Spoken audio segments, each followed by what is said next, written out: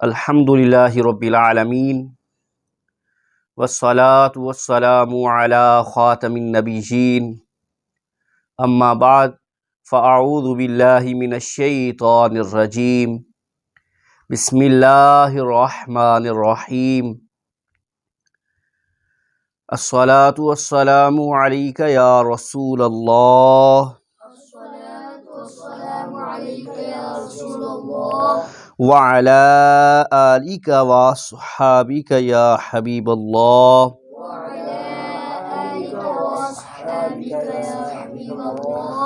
الصلاة والسلام عليك يا خاتم النبيين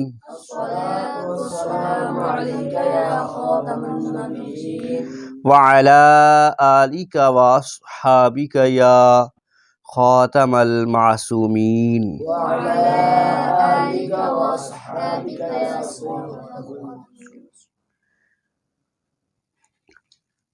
ہفتہ وار درس اور دین سیکھیں میں ہم سب کو شرکت کی سعادت نصیب ہو رہی ہے۔ اس پروگرام میں بہت کچھ آپ کو سیکھنے کو ملے گا۔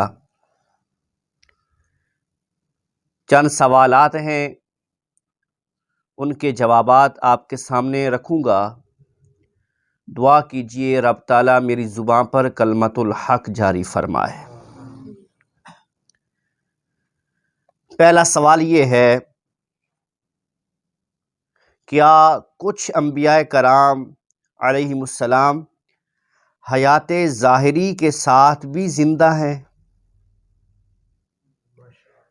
پہلا سوال یہ ہے، کیا کچھ انبیاء کرام علیہم السلام حیات ظاہری کے ساتھ بھی زندہ ہیں؟ جواب سماعت فرمائیے،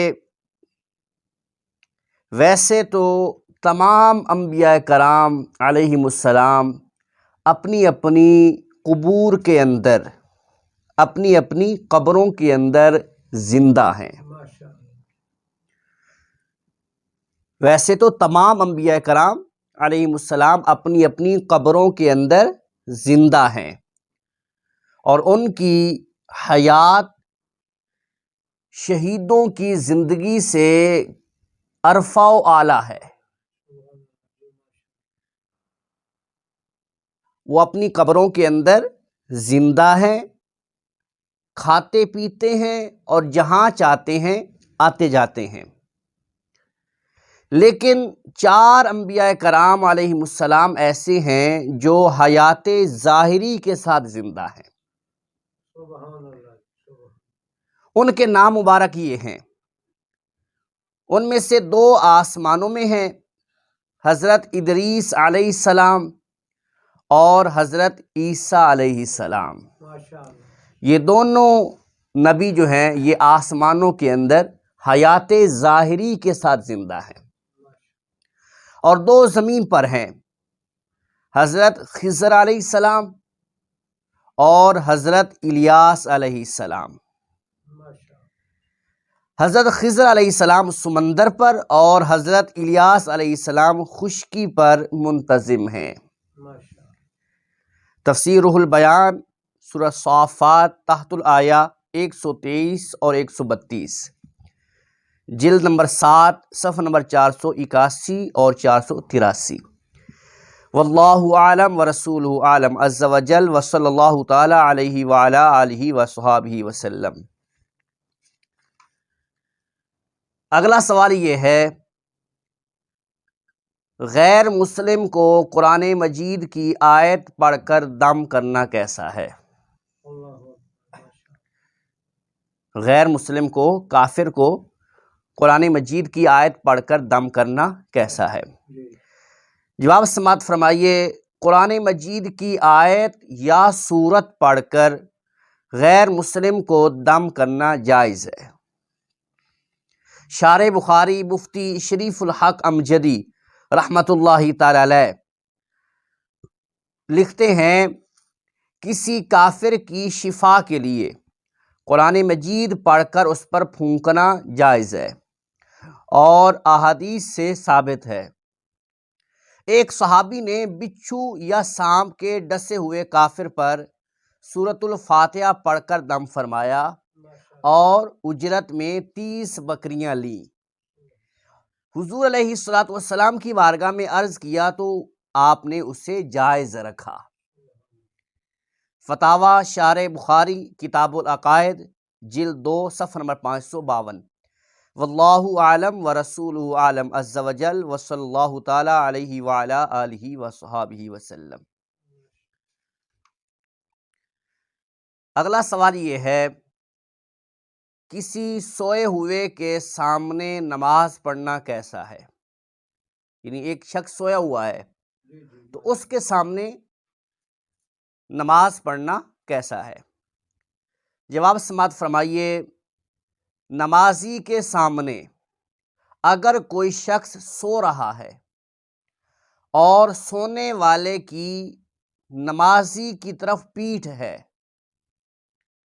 تو نماز پڑھنے میں حرج نہیں، مگر بچنا بہتر ہے۔ پھر فرمائیے، نمازی کے سامنے اگر کوئی شخص سو رہا ہے اور سونے والے کی نمازی کی طرف پیٹھ ہے تو نماز پڑھنے میں حرج نہیں، مگر بچنا بہتر ہے۔ اور اگر سونے والے کا نمازی کی طرف چہرہ ہے تو یہ مکروہ تحریمی ہے۔ واللہ عالم ورسولہ عالم عز وجل وصلی اللہ تعالی علیہ وعلی آلہ وصحابہ وسلم۔ اگلا سوال یہ ہے کہ بیوی کا شوہر کا نام لے کر پکارنا کیسا ہے؟ یہ کئی بار مجھ سے مسئلہ پوچھا بھی کیا ہے کہ کیا بیوی اپنے شوہر کا نام لے کر پکار سکتی ہے؟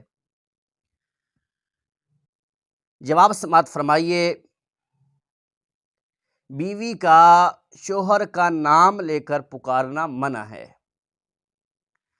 اعلی حضرت امام اہل سنت الشاہ امام احمد رضا خان رحمۃ اللہ تعالی علیہ، آپ نے فتاوی رضویہ جلد 24 صفحہ نمبر 371 پر بیوی پر شوہر کے جو حقوق ہیں جب ان کو بیان فرمایا تو آپ نے اس میں سے ایک یہ لکھا کہ شوہر کو نام لے کر نہ پکارا جائے، یعنی بیوی جو ہے وہ اپنے شوہر کو نام لے کر نہ پکارے۔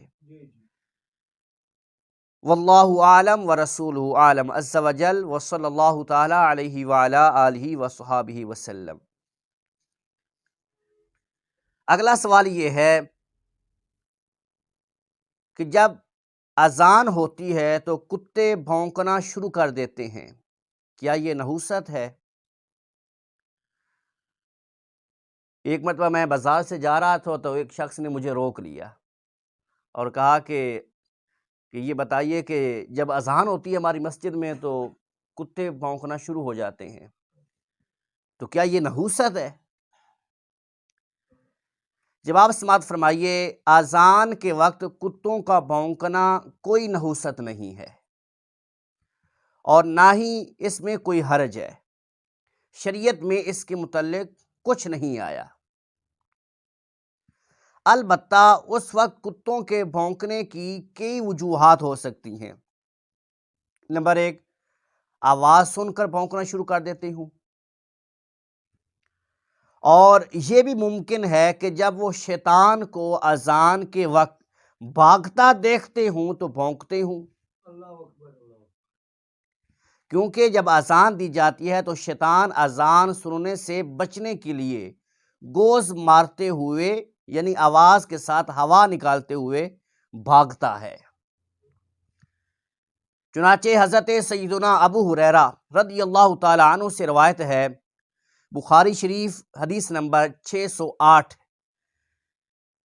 آقا کریم علیہ الصلوۃ والسلام نے ارشاد فرمایا، ترجمہ، جب نماز کے لیے اذان دی جاتی ہے تو شیطان گوز مارتے ہوئے یعنی آواز کے ساتھ ہوا نکالتے ہوئے بھاگتا ہے یہاں تک کہ اذان کو نہیں سنتا۔ واللہ اعلم ورسولہ اعلم عز وجل وصلی اللہ تعالی علیہ وعلی آلہ وصحابہ وسلم۔ اگلا سوال یہ ہے کہ اگر کوئی 4 رکعت کی نماز پڑھ رہا ہے، غلطی سے 2 رکعت پر سلام پھیر دے تو نماز نئے سرے سے پڑھے گا یا وہیں سے مکمل کر کے سجدہ سہو کرے گا؟ اگر کوئی شخص 4 رکعتیں پڑھ رہا ہے لیکن 2 پر سلام پھیر دیتا ہے غلطی سے بھول کر، تو کیا اب نماز نئے سرے سے پڑھے گا یا وہیں سے مکمل کر کے سجدہ سہو کر سکتا ہے؟ جواب سماعت فرمائیے، دوسری رکعت کو چوتھی سمجھ کر سلام پھیر دیا، پھر یاد آیا اور اس دوران کوئی نماز توڑنے والا کام نہ کیا ہو، یعنی کھانا پینا، کسی سے کلام کرنا وغیرہ نہ کیا ہو، اور نہ ہی مسجد سے باہر گیا ہو، تو نماز پوری کر کے آخر میں سجدہ سہو کر لے، نماز مکمل ہو جائے گی۔ اور اگر سلام کے بعد کوئی منافی نماز عمل کر لیا، یعنی کھا لیا، پی لیا، یا کسی سے بات چیت کر لی، یا مسجد سے باہر نکل گیا، تو اب نماز دوبارہ پڑھنا لازم ہے۔